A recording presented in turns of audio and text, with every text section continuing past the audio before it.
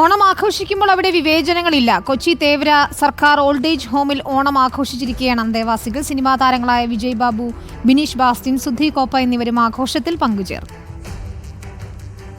പൂക്കാത്ത വല്ലിയും പൂക്കുന്ന കാലം മാമല നാടിൻ്റെ പൊന്നിങ്കമാസം.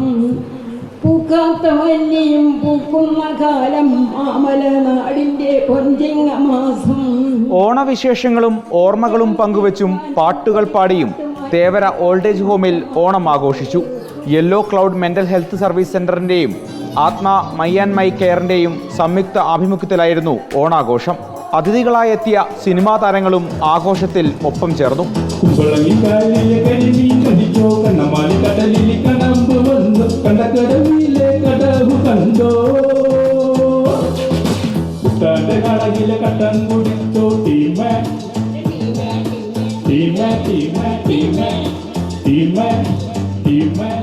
ഇങ്ങനെ ഗസ്റ്റായിട്ടൊക്കെ ഞാൻ ഒരുപാട് സ്ഥലത്ത് പോകും. അനാഥാലയത്തിലൊക്കെ ഒരുപാട് സ്ഥലത്ത് പോകുമ്പോൾ ഒരുപാട് ആൾക്കാരൊക്കെ കാണാറുണ്ട്.